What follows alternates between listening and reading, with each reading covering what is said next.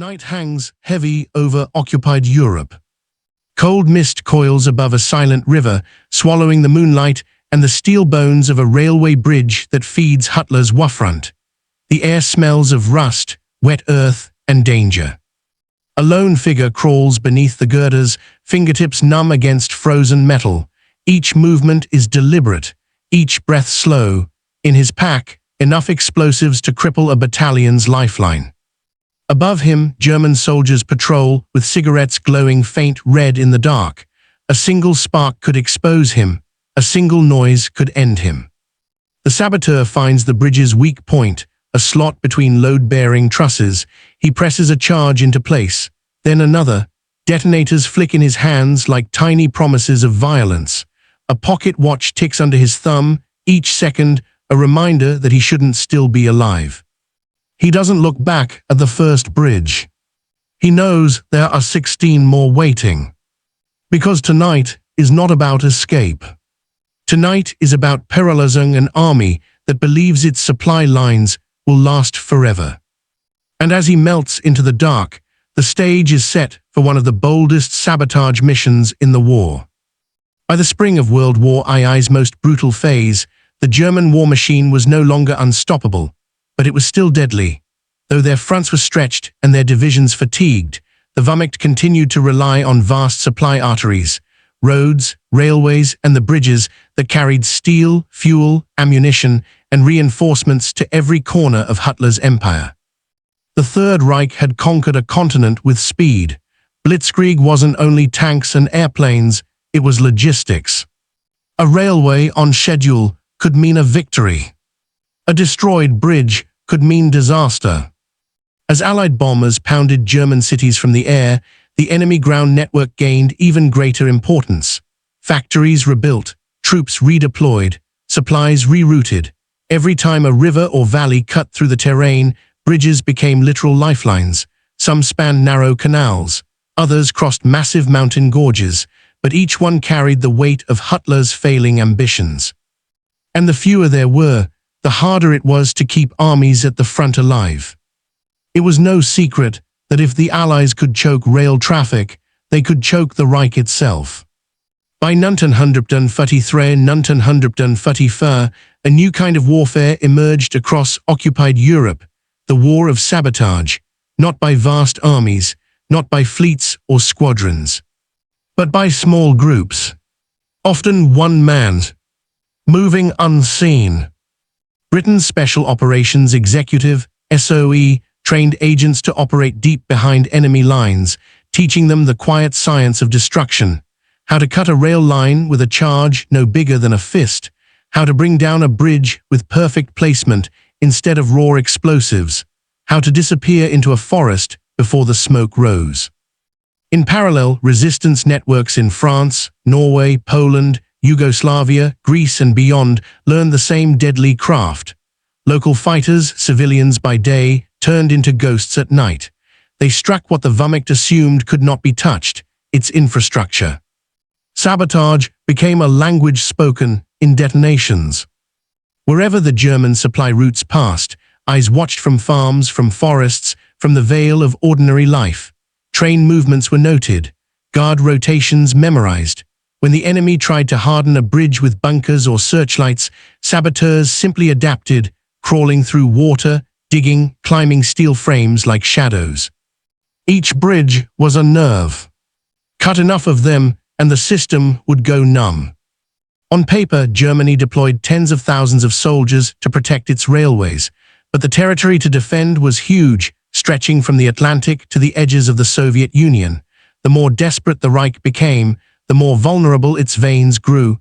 Ammunition was rushed east, fuel rushed south, food and replacements rushed everywhere at once.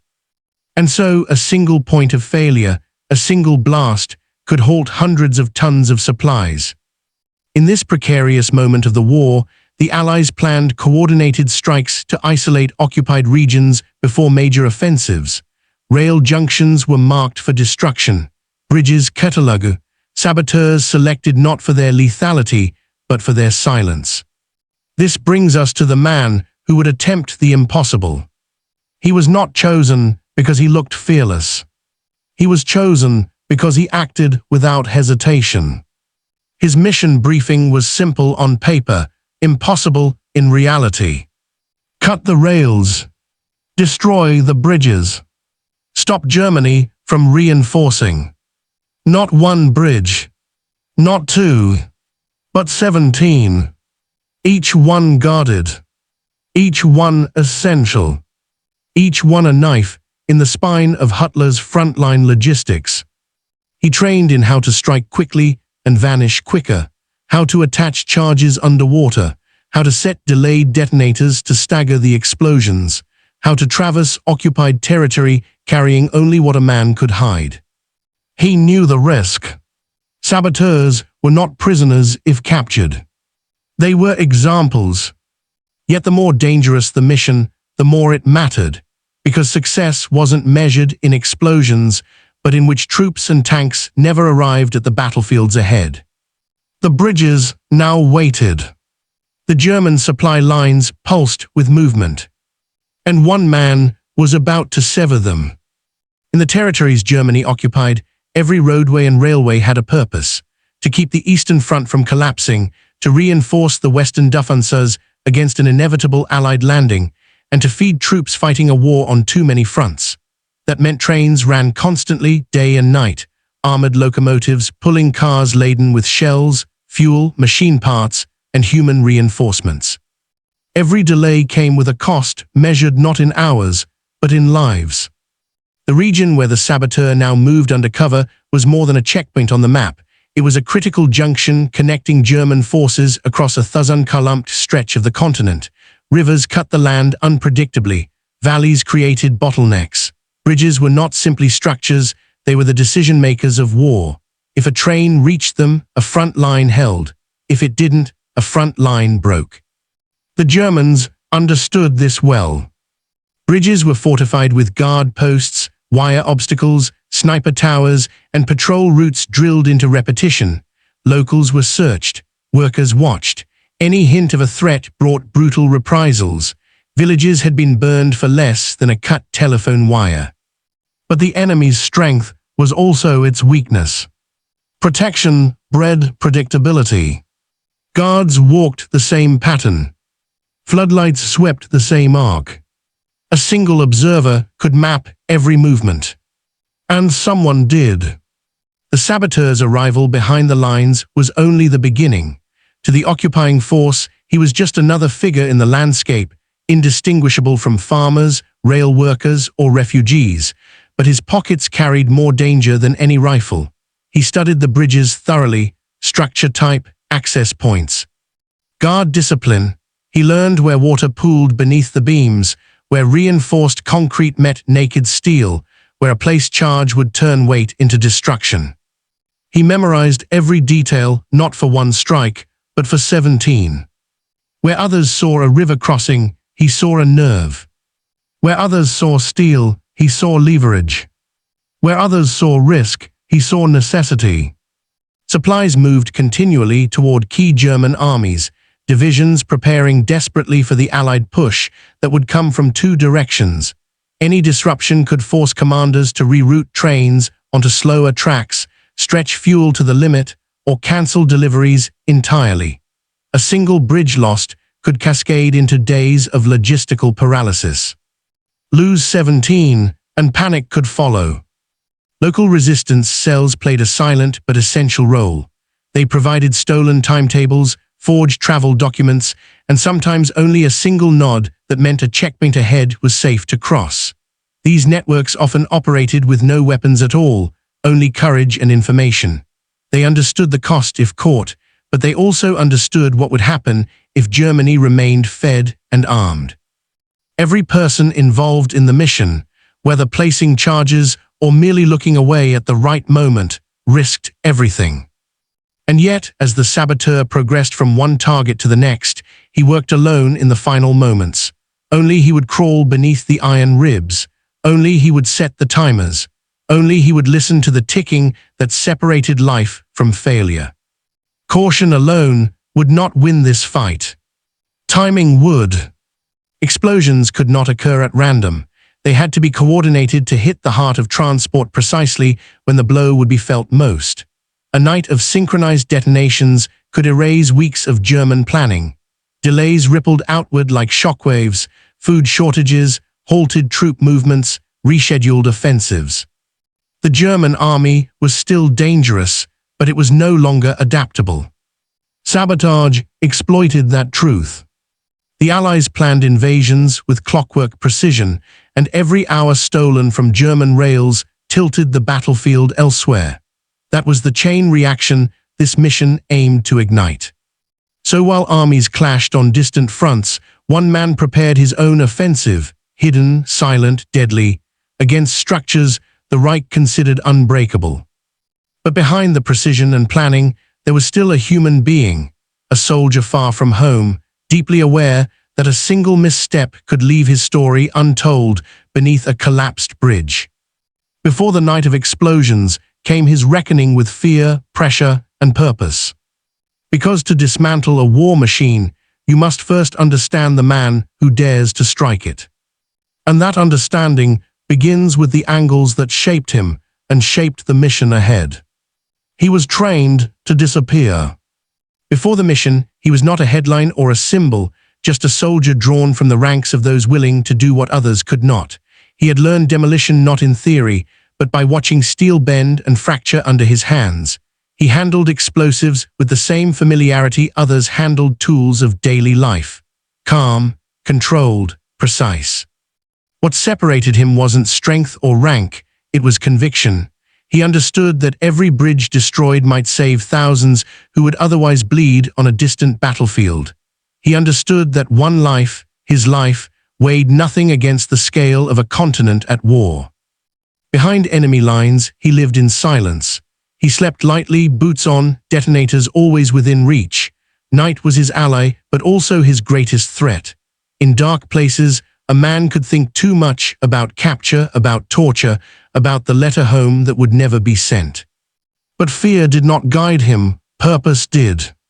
He knew the bridges represented German power. He aimed to remove that illusion, one explosion at a time. And under every ticking watch, he reminded himself, if I fail, someone else will have to try. Better that I succeed first. Destroying a bridge is not simply attaching a bomb and walking away. Bridges are designed to hold against storms, rivers, weight, and time. The best sabotage finds the weakest point and applies the most force where it hurts the structure's life. Load-bearing beams, suspension anchors, or central spans that cannot be easily rebuilt. Every bridge this mission targeted was protected. Some had steel skeletons beneath the rails. Others stood on concrete pillars driven deep into riverbeds. The saboteur had to treat each one differently. Railway viaducts required charges on the lower trusses to drop spans into ravines. River bridges demanded underwater placement against pier bases. Guard towers might require silent neutralization or simply timing to avoid. Explosives were precisely rationed. One bag too heavy would slow the mission to failure. One charge too weak would leave the target standing. He often worked upside down, fingers numb in icy current, counting heartbeats while setting fuses in total darkness. He learned to trust the feel of steel more than his eyes. Timer delays allowed sequential destruction, a rolling blackout of infrastructure, but timers were also unforgiving. Once activated, there was no adjustment, no second chance. Every second was a commitment. Tactically, this operation wasn't about making noise. It was about creating silence on the railway map, vast stretches where no train would ever arrive. The saboteur did not carry crude charges. He carried engineered solutions refined through wartime necessity. Plastic explosives like PE or Nobel 808 were compact and moldable. They clung to surfaces even underwater, allowing precise application. A single block placed correctly could outperform a crate of dynamite positioned poorly.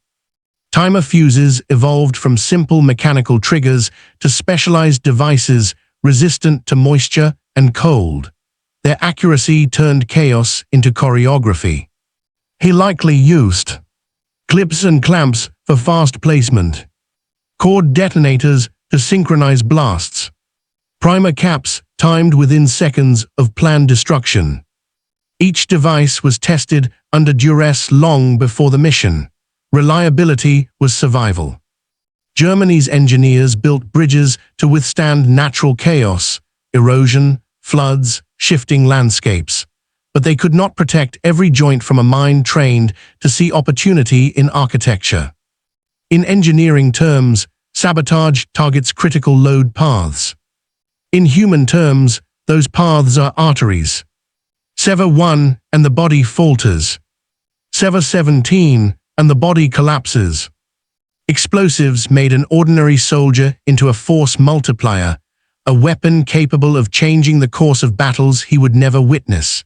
His tools were silent as he carried them, but once placed, they spoke with finality. And across occupied territory, they would soon speak loudly. The mission was now fully prepared, technically, tactically, and mentally. But the story of sabotage is never told by one angle alone. There were still leaders to deceive, an enemy to outwit, and civilians whose fates hung in the balance. Those angles shape the next chapter. While armies maneuvered across continents, this mission was conceived in quiet rooms where leaders studied maps under dim lights and pinned their hopes on the courage of a few. Allied command recognized a truth that had reshaped modern warfare. Break the flow of supplies, and you break the ability to fight. Thus, sabotage wasn't an afterthought, it was a strategic pillar. Precision targeting of infrastructure could achieve more than artillery barrages or infantry assaults at a fraction of the cost in lives. The men who planned this mission were realists.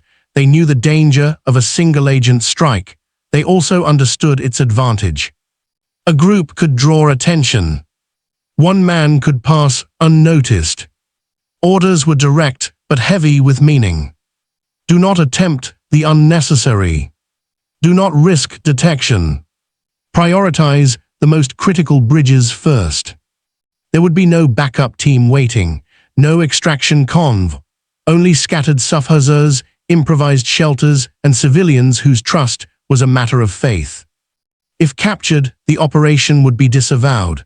The saboteur would become one of many unknown casualties, but if he succeeded, entire divisions would feel the aftershock. This mission reflected the leadership's cold calculus. One life traded wisely could save thousands. That burden now rested solely on his shoulders. To the occupiers, their dominance seemed permanent.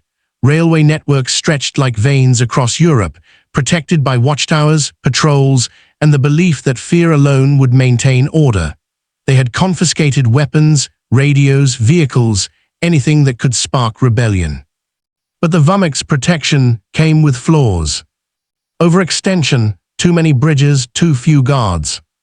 Routine, predictable security patterns. Underestimation, the belief that locals would not dare act. German soldiers watched for armies, not phantoms. Their defensors assumed attacks would be loud, direct, obvious. Mines, armored trains, barbed wire, all designed to stop large forces, not a lone individual carrying destruction in his coat. Every explosion that had occurred elsewhere in Europe was dismissed as isolated trouble. The Germans patched damage, replaced track, executed collaborators, and believed the problem solved. But they weren't fighting mere rebels. They were fighting trained saboteurs blending into a civilian sea. Confidence turned into complacency. Complacency created openings. Openings became entry points for catastrophe. It was only later, too late, that they realized what one determined man could do in the shadows.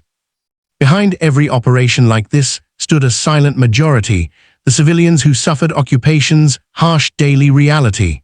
They were forced to repair rail lines that delivered death to distant fronts, forced to watch soldiers march their streets like rulers, forced into choices no one should make. Help a saboteur and risk execution. don't help, and the war grinds on longer. Fear pressed against loyalty at every turn. Some resistance members offered shelter or maps, others simply looked the other way. Every small act of defiance was a thread holding hope together, but they lived with the constant knowledge that a single raid by German police could erase entire villages. The saboteur understood this. He carried not only explosives, but responsibility. If he failed quietly, only his life was lost. If he failed loudly, many others would pay the price. This balance of moral weight defined sabotage work. To strike hard enough to matter, while leaving civilians untouched. And each step he took under the bridge network reminded him of those counting on a better tomorrow. Their silent courage traveled with him, fueling his mission through exhaustion and fear. Everything that defined this operation, planning, secrecy, courage, engineering, was now aligned. The enemy remained unaware. The bridges still stood. But the night of reckoning approached. The saboteur's pack was full. His objectives mappo. His resolve hardened to steel. What followed would unfold in darkness and be remembered in daylight. The Nazis had pieced it together. Reports of missing patrols, sabotaged rail junctions, explosions where no Allied planes were seen. Someone was out there. A lone saboteur. The Germans sent hunters, Fulgendumkra patrols, trained to track partisans. Bloodhounds were released. Searchlights scanned the forest at night. Every farmhouse was raided. Bent, tired, hungry, and alone, remained one step ahead. He moved only at dusk. He slept underground in shallow pits, covered with branches. He avoided lighting fires, even in temperatures that froze pipes and snapped steel. But hunger was a stronger enemy than any German soldier. His uniform hung loose. His face was hollow. If he didn't reach his next drop point soon, he would die in the forest long before the war ended. Still, he pushed on. He had one final target in mind. The 17th bridge. The most critical one of all. This bridge carried the lifeline of the German 20th Mountain Army. A constant flow of ammunition, fuel, artillery. A single train, over 500 meters long, snaked across that span every hour. Destroy that bridge, and the Nazis on the Arctic front would be starved of war. But now, Bent wasn't the only one closing in. German ski troops combed the area. He crawled on his stomach toward the target, every breath a cloud in the icy air. Every branch crack a threat. Every rustle in the trees a potential death sentence. The beam charges were set. The detonator cables stretched. Bent whispered to himself softly, "For Norway, for our freedom." Then, a faint snap behind him. A soldier's boot. Bent spun around. A rifle light caught his eyes. He was discovered. Rifle fire erupted. Bent ran, stumbling through the snow, clutching the detonator. Bullets tore through the birch trees. German voices roared behind him. He slid down a ravine, landing hard, snow filling his lungs. The searchlights hit the bridge. A train was already approaching, wheels screeching, smoke rising into the cold night sky. This was it. No second chance. Bent smashed the plunger. The night turned white with fire. The massive steel truss shattered. Rails twisted like spaghetti. Rail cars plunged into the canyon below. The ground shook like thunder. Germany's Arctic supply artery. Gone in seconds. Bent stared, breathless, tears freezing to his cheeks. He had done it. All 17 bridges. German boots surrounded him. He didn't run. He didn't beg. He stood like a soldier. Hands raised. Captured. His mission complete. Bent was thrown into a dark cell. Starved. Beaten. Interrogated by the Gestapo. Every day they asked, "Where is the rest of your team?" But Bent only smiled. "There is no team. Just me." The Germans refused to believe the truth. One man couldn't possibly destroy 17 bridges. Right. The night sky over the Norwegian fjords was a canvas of black and ice. The Arctic wind tore at the trees, whistling through broken branches, carrying the faint smell of smoke from previous strikes. Bent, the lone saboteur, had navigated forests, ravines, and frozen rivers, each step measured and deliberate. 17 bridges remained on his list, but the 17th, the Iron Serpent, was the final test. This bridge was a lifeline. It carried hundreds of tons of supplies daily, linking the remote northern garrisons with Germany's main stockpiles. To demolish it would be to sever the Wehrmacht's veins in the Arctic. The stakes were immense. Any mistake would mean death. Failure could doom entire fronts. Bent worked quickly, setting charges on the understructure, fastening timed detonators, and checking each connection against his meticulous plan. The snow beneath him was wet and icy, freezing his hands despite gloves. Above, German patrols moved with mechanical precision, unaware that the saboteur was already steps ahead. Then came the approaching train. The locomotive's wheels shrieked on steel, smoke curling toward the moon. Every heartbeat echoed in Bent's chest. He threw a final glance at the detonator. Seconds stretched like hours. He pressed the plunger. Boom! Steel collapsed. The train screeched, derailed cars plunged into the icy river below. Sparks, smoke, and fire erupted. The sound carried for miles. The German patrols scrambled, shouting, but the destruction was already done. One bridge down. 16 had fallen before. One man had achieved what battalions could not. Exhausted, Bent slipped into the forest, dodging searchlights and patrols. Days of maneuvering, freezing temperatures, and the constant threat of discovery had led to this moment. But the Germans were relentless. He was eventually captured, beaten, interrogated, yet his calm resolve, his silence about collaborators or networks, left his enemies in disbelief. Reports later revealed the staggering impact. Supply lines delayed for weeks, artillery and reinforcements stranded, and strategic positions left under strength. Entire operations had to be postponed. The Nazi command had to reroute trains over miles of less efficient tracks, turning what should have been hours into days. The Arctic front, already tenuous, felt the ripple of a single saboteur's work. When interrogators demanded names of accomplices, Bent merely smiled. There were none. He had done it alone. 17 bridges, 17 decisive ruptures in Hitler's logistical backbone. Historians later noted that this operation, though small in manpower, was outsized in consequence. Supplies that could have reached frontline units during critical engagements never arrived. Planned offensives slowed. Enemy morale, already strained by the harsh winter, faltered further. And the psychological impact of knowing one man could dismantle infrastructure will send shockwaves through the Wehrmacht. For the Allies, it was a triumph of strategy, courage, and precision. The saboteur's work exemplified the asymmetric warfare principle. Small, calculated actions can produce consequences disproportionate to the resources invested. And yet, beyond strategy and numbers, there was the human element. A man who walked alone through the night, freezing, starving, hunted, yet resolute. The bridges fell because he dared to act where others could not. His capture, however, did not diminish the operation. The Germans realized too late that the destruction was not a team effort. One man had paralyzed an army. One man had rewritten what the enemy considered safe territory. The Iron Serpent, along with 16 others, remained shattered, a silent monument to daring, precision, and courage. The night ended.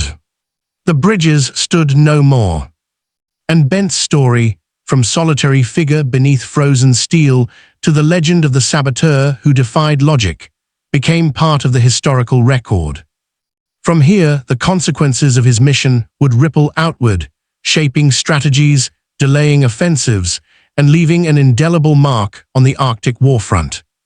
The morning after the explosions, the Norwegian fjords were eerily quiet. Smoke curled from shattered iron and twisted rail tracks. Soldiers patrolled cautiously, their confidence fractured. 17 bridges, arteries of German supply, had been severed in a single night. The Wehrmacht, accustomed to controlling territory with precision, now faced confusion and disruption on a scale they had rarely encountered. Rail timetables were instantly obsolete. Ammunition trains intended for forward units derailed or stalled. Fuel, critical for armored divisions, could not reach depots. Artillery units sat idle on frozen fields, awaiting supplies that would not arrive for days, sometimes weeks. Commanders scrambled, attempting to reroute trains over secondary lines, only to find tracks blocked, bridges destroyed, and logistical chains broken. The human impact was immediate. Soldiers at the front, expecting reinforcement, found themselves under strength. Troops accustomed to coordinated offensives had to pause, reposition, or risk isolation. Supply shortages rippled through units, slowing operations in Norway and the Arctic. Reports later confirmed that entire battalions were immobilized because of a single saboteur's actions. German officers convened urgent councils. Engineers inspected the wreckage, calculating repair timelines. Many bridges were in remote or rugged locations.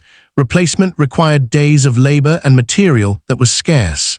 Panic, unusual for the disciplined Wehrmacht, began to take hold. Orders were hastily revised, and divisions were forced to improvise. The psychological effect was equally profound.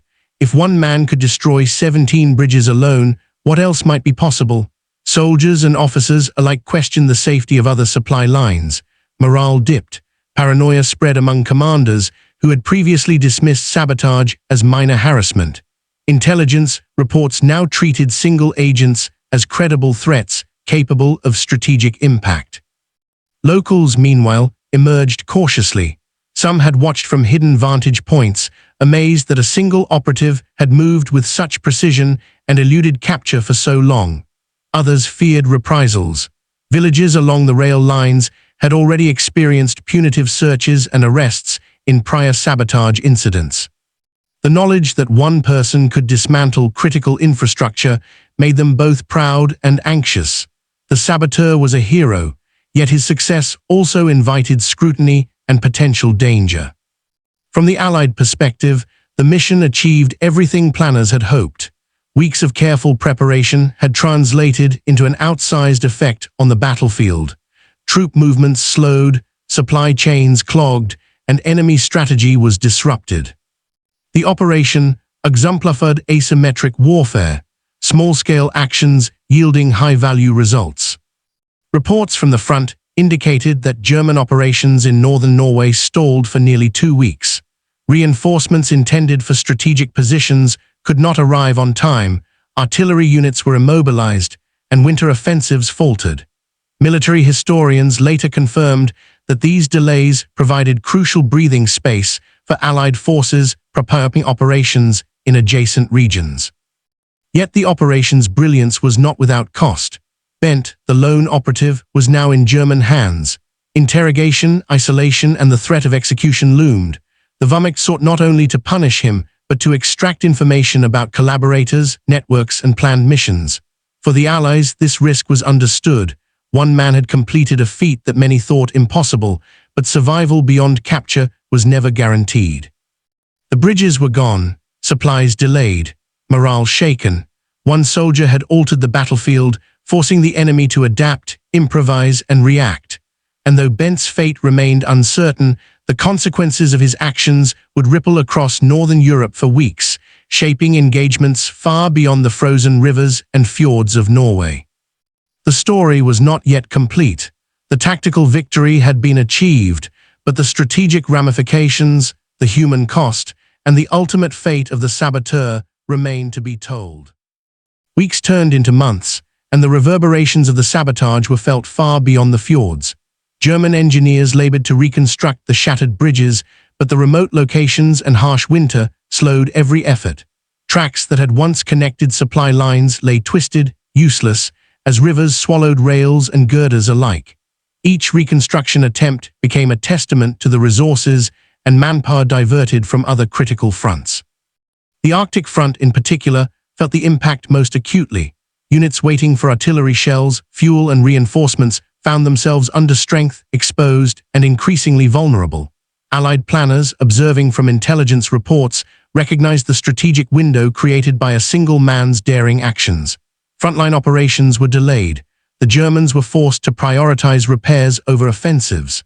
Small tactical advantages turned into decisive strategic leverage. News of the destruction, however, traveled slowly to the general German populace. Occupying forces spun stories of sabotage by multiple agents to justify heightened security and harsher reprisals. Propaganda painted the enemy as ubiquitous and organized, yet no one suspected that all 17 bridges had been destroyed by one man alone. The myth of a ghost network masked the reality, amplifying fear while inadvertently preserving the saboteur's anonymity. For the Allies, and particularly Norway, Bendt's achievement became emblematic of the power of individual action. Resistance leaders later recounted how his work inspired similar operations across occupied Europe. The psychological impact extended beyond material destruction. Soldiers and civilians alike recognized that careful planning, courage, and precision could tip the scales against an otherwise dominant enemy. Bendt himself remained imprisoned for the remainder of the war, enduring interrogation, isolation, and the harsh conditions imposed by the Gestapo. Yet he never revealed collaborators or networks that did not exist. His silence frustrated German command and protected the local population from potential reprisals. By the time liberation arrived, he had survived the ordeal, a living testament to endurance, courage, and discipline. Post-war historians confirmed the full scale of the mission. 17 bridges destroyed, weeks of supply disruption, Arctic offensives delayed, entire battalions immobilized. Analysts concluded that the operation alone altered the tempo of German operations in Northern Europe, buying critical time for Allied advances and reducing casualties among frontline troops. Norway recognized him quietly but with respect. Awards and commendations followed, though much of the operation remained classified for decades. His story became a case study in military academies, a lesson in asymmetric warfare, operational planning, and the extraordinary impact one determined individual can have on a massive industrialized army. Even decades later, engineers inspecting the remaining wartime infrastructure noted that several bridges had been rebuilt differently, stronger, more resilient, because of lessons learned from his sabotage. The mission had not only destroyed supplies, but reshaped thinking about defense and vulnerability. Yet beyond the statistics, awards, and rebuilt bridges, the legacy of Bendt, the saboteur who paralyzed the Nazis, endured in memory. He was the man who operated in darkness, who understood that courage and calculation could outweigh numbers and firepower. One soldier had become a symbol, a reminder that even against the most formidable machine, the human element, ingenuity, audacity, and resolve could tip the balance. And from these reverberations of strategy, endurance, and courage, the world moves toward reflection, understanding what one extraordinary mission means for history, humanity, and the very nature of warfare. In the cold stillness of Northern Europe, the echoes of one man's actions lingered long after the steel and timber of 17 bridges had crumbled. Bendt, the lone saboteur, had shown that warfare is not only measured in armies or tanks, but in decisions, courage, and precision. One individual, moving quietly beneath the cover of night, had reshaped the battlefield, disrupted supply chains, and challenged assumptions about what was possible. 17 bridges fell because someone dared to act where others hesitated. Yet the true impact was not merely physical, it was psychological. The Germans, disciplined and organized, were forced to confront the fragility of their own infrastructure and the limitations of sheer force. The Allies and the resistance networks that supported them were reminded that intelligence, ingenuity, and bravery could achieve what might seem impossible. This operation illuminates a larger truth about warfare.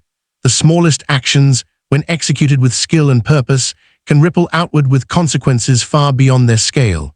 It is a story of human resolve against industrial might, of quiet courage against a monolithic enemy, and it is a reminder that history is shaped not only by generals and armies, but by individuals willing to carry immense responsibility alone.